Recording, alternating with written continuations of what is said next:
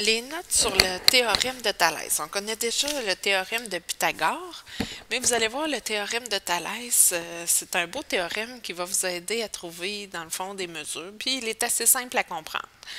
En fait, lorsque j'ai des séquentes qui sont coupées par des parallèles, okay? Encore là, notre mot parallèle est important, comme nos triangles. En fait, on avait besoin de nos angles alternes internes, nos angles alternes externes, nos angles correspondants. Donc, les parallèles sont super importants dans ce cas-ci. Lorsqu'ils sont partagés en segments de longueur proportionnelle, donc ce que ça fait, c'est que nos séquences qui sont coupées, vu que c'est des segments proportionnels, bien, on peut faire des rapports puis des produits croisés pour trouver les mesures qui nous manquent. Je vous donne par exemple, j'ai le segment EF ici. Okay. Si je le mets sur le segment DE, donc le EF sur DE, il va être égal à mon segment ST, qui est ici, sur mon segment RS, ici.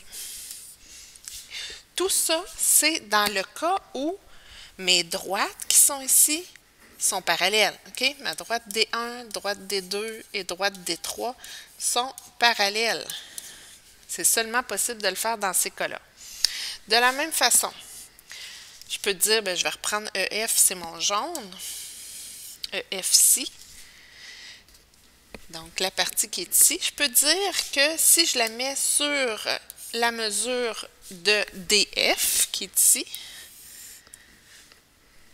ça va être proportionnel ou égal, le rapport va être égal à la mesure de ST qu'on avait déjà souligné en jaune sur la mesure de RT. Okay?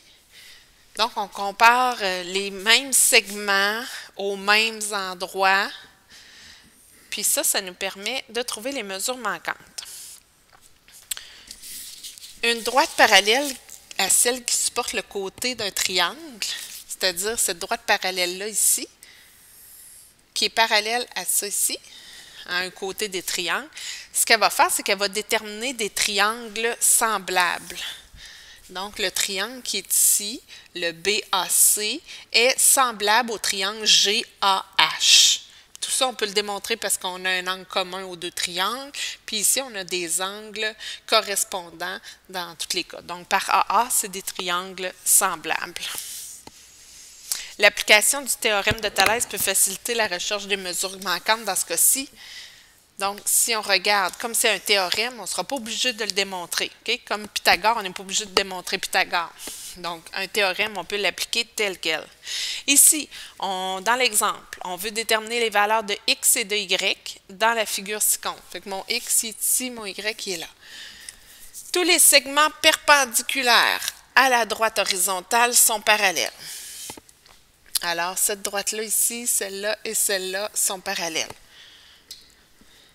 Par le théorème de Thalès, on sait que ces segments partagent les deux séquentes en segments de longueur proportionnelle. On a donc la proportion suivante. Comme il n'y a pas de lettres, je ne peux pas les nommer. Fait que je vais vraiment juste dire, j'ai le segment 5 quarts, ici, qui va être égal à 2 sur x, qui va être égal à y sur 3. Fait que là, on peut venir faire nos produits croisés là, pour trouver mon x, 2 fois 4 divisé par 5. Puis pour trouver mon y, bien, je vais faire le même principe. Alors, je vais obtenir que x est égal à 1,6 et que y est égal à 3,75.